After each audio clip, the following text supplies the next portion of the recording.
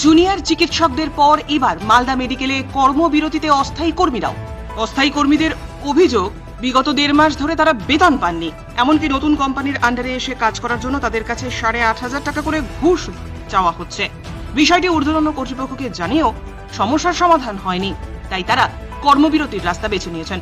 অস্থায়ী কর্মীদের বোঝানোর চেষ্টা করছে মেডিকেল কর্তৃপক্ষ।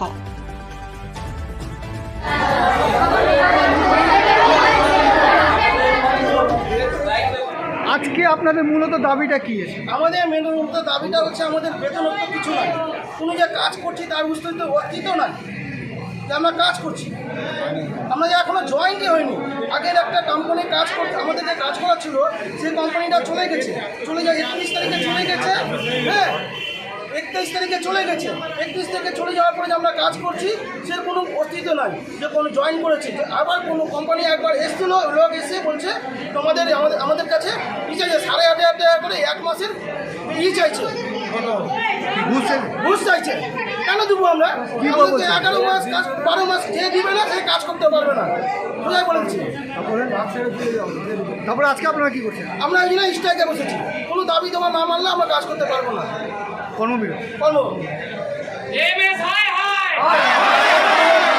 আপনারা কি জানিয়েছেন কর্তৃপক্ষ? আমাদের জানিয়েছি, সব দেওয়া আছে, আমাকে দেওয়া আছে, এমএসবি আছে, চেয়ারম্যানকে দেওয়া আছে, সবার সিল শো মারা আছে, ডিএমকে দেওয়া আছে। কি নাম আপনার? আমার নাম সুমন দাস। কি আপনি? আমি চৌপুরে কর্মবন্ধু। আন্দোলন করছি আমাদের স্যালারির জন্য। জাস্ট আমাদের এখনো পর্যন্ত কাজের জন নেয়নি, কাগজপত্র কিছুই নেয়নি। কোম্পানির লোকের সঙ্গে কথা বলার পরেও কোম্পানির লোক এখনো পর্যন্ত আসেনি। আমরা যে 1 তারিখ থেকে কাজ করছি, কার আন্ডারে করছি এখনো কেউ জানে না।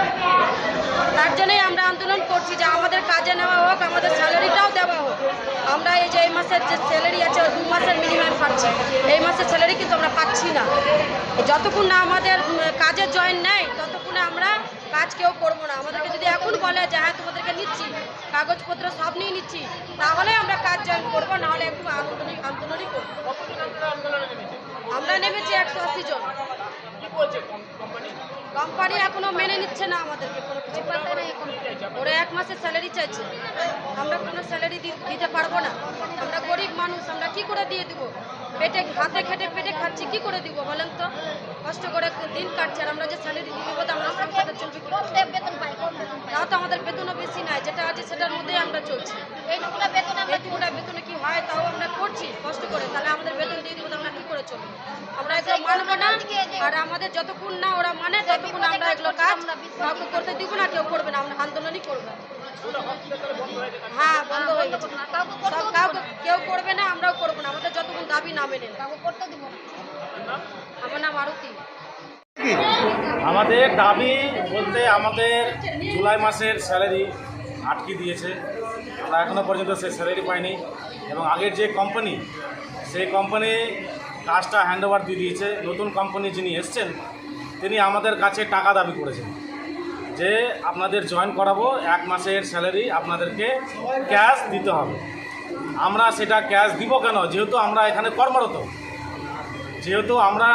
কর্মরত, যার জন্য আমরা ওদেরকে বলেছি যে আমরা 1 মাসের স্যালারিটা দিব কেন? তো ওনারা বলছেন না, এটা কোম্পানির রুলস, এটা দিতে হবে।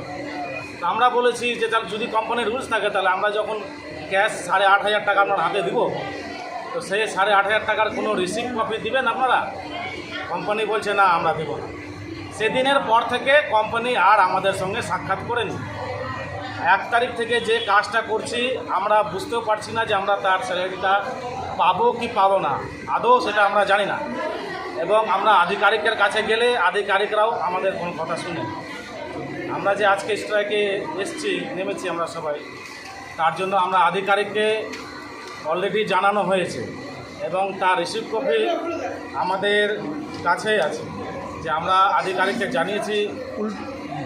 এবং আধিকারিক যদি আমাদের সঙ্গে কথা না বলেন, আমাদের সঙ্গে যদি কথা বলে না, আমাদের যেটা সমস্যা আছে সেই সমস্যার সমাধান যদি না করে, তাহলে কি আমরা এতজন যে কর্মী আছি তারা কি এমনি খেটে যাব? না, আমাদের জন্য কোম্পানির সঙ্গে বসিয়ে আমাদেরকে কোনো কথা বা কোনো সুরাহা বের করবে। এই জন্যই আমরা আজকে আন্দোলনে নেমেছি। পরিষেবা পরিষেবা বলতে এখন পরিষেবা আপাতত বন্ধ আছে, বন্ধ রেখেছি, যার জন্য আমরা চিঠি তো লিখেছি স্যারদের। এই যে চিঠি আমাদের হাতে আছে, আপনারা দেখুন। হ্যাঁ, সমস্ত পরিষেবাকে বন্ধ। সমস্ত পরিষেবা আমাদের যেগুলো স্টাফ ছিল, security, ward boy and ward guards, housekeeping, আমরা প্রত্যেকেই মিলে আজকে 20 তারিখ স্টার্ট করেছি। কতদিন চলবে? হ্যাঁ, কতদিন চলবে এরকম?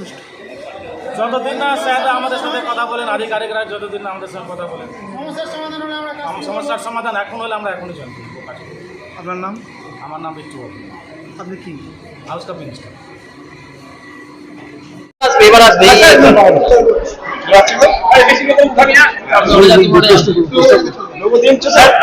স্যার, বর্তমান যে পরিস্থিতি, আজকে অস্থায়ী কর্মীরা তারা আজকে কর্মবিরতি করছে, আপনারা এসেছেন, কি সমস্যা, কেন করতে হচ্ছে?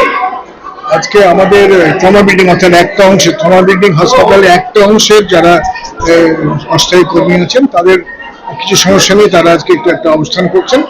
আমরা তাদের সাথে আমরা বোঝানোর চেষ্টা করছি, আবেদন করছি, সেখানে আমরা চেষ্টা করছি বলে তাদের তাদের কিছু স্যালারির বিষয়ে কিছু সমস্যা হয়েছে, সেটা আমাদের কাছে তুলে ধরছে। আমরা স্বাস্থ্য ভবনের ঊর্ধ্বতন কর্তৃপক্ষের সঙ্গে ব্যাপারটা নিয়ে যোগাযোগ করছি। স্যার, বলছি যে এরা অভিযোগ করছেন যে নতুন যে কোম্পানি এসছে তারা চাকরিতে যোগদানের জন্য 8,500 টাকা করে ঘুষ চাইছে।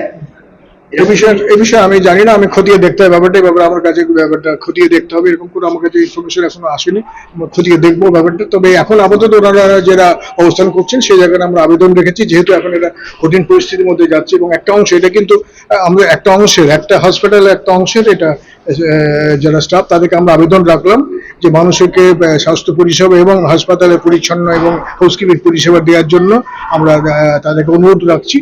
আশা করছি এটা সমাধান হয়ে যাবে এবং আমরা চেষ্টা করছি যোগাযোগ করার। ট্রমা কেয়ার ইউনিটে ইন্টার্নরাও চাকরি কাজ করছেন না, কর্মবিরতি করছেন? এরা ট্রমা কেয়ার বিল্ডিং এর যে ট্রমা কেয়ার বিল্ডিং ফেসিলিটি ম্যানেজমেন্টটা একটা এজেন্সির থ্রু দিয়ে হয় এবং সেটা স্বাস্থ্য ভবন থেকে নির্দিষ্ট করা হয়, সেখান থেকে হয়েছে। একটা কোম্পানি ছিলেন যারা তাদের মেয়াদ শেষ হয়ে যাওয়ার পর নতুন কোম্পানি ওটা পেয়েছেন। এই পরিস্থিতি, এই যে ট্রানজিশন ফেজ, একটা পরিবর্তনের সময় একটা কোম্পানি, এটা নিয়ে ওনাদের হয়তো কিছু অসুবিধা হচ্ছে। এটা আমরা সংশ্লিষ্ট কর্তৃপক্ষ অর্থাৎ ওয়েস্ট বেঙ্গল মেডিকেল সার্ভিস কর্পোরেশনের শীর্ষ অফিসিয়ালদের সাথে যোগাযোগ রেখেছি। আমি নিজে ব্যক্তিগতভাবে কথা বলেছি, আজকে বললাম, গতকাল আমরা আলোচনা করছি এবং ওনারাও দেখছেন বিষয়টা, আমরা সমাধান করছি এবং আমরা পুরো চেষ্টা করছি এটাকে আবেদন করা যে একটা কিছু সময় চেয়ে নিয়ে যাতে করে এটা আশু সমাধান করা যায়। স্যার, জুনিয়র চিকিৎসকদের যে আন্দোলন চলছে তাতে আমাদের এখানে পরিষেবা কি কি দেওয়া হচ্ছে? জুনিয়র চিকিৎসকরা আন্দোলন চলছে, কি কি খোলা রয়েছে? আমরা এখানে আমাদের সিনিয়র চিকিৎসক এবং অন্যান্য সার্ভিস ডক্টর যারা আছেন তাদের সবাইকে নিয়ে আমরা পরিষেবা চালু রেখেছি। আউটডোর, ইমার্জেন্সি এবং ইনডোর এবং ল্যাবরেটরি সার্ভিস এবং সবকটাই আমরা চালু রাখার চেষ্টা করেছি। স্যার, গর্ভবতী মহিলারা মাতৃমা বিভাগে একটা অভিযোগ হচ্ছে যে সেখানে নাকি সেভাবে অপারেশন হচ্ছে না। গর্ভবতী মহিলারা যারা ভর্তি হচ্ছেন মাতৃমা বিভাগে তাদের অনেক দেরি হচ্ছে। না সেরকম নয়, কিছু হতে পারে, সেটা আপনার কাছে আমরা আজকে এভাবে কোনো অভিযোগ ডাইরেক্ট আমাদের কাছে আসেনি, কেউভাবে আমাদের কাছে কেউ অভিযোগ করেনি এবং আমরা নিজে, আমি এমএসবি এবং আমরা রেগুলারলি নিজেরা মনিটর করছি হসপিটাল, সেখানে আমরা দেখছি নর্মাল কাজকর্ম চলছে। তবে রোগীর সংখ্যাটা হয়তো একটু কম ছিল এই কদিন ছুটির জন্য হতে পারে, কিন্তু আমাদের কাজকর্ম চলছে এবং আমাদের সবকটা পরিষেবা যেগুলো চলে প্রত্যেকটা পরিষেবায় আমরা এখন দিতে পারছি, এখন পর্যন্ত দিতে পারছি। Thank you sir.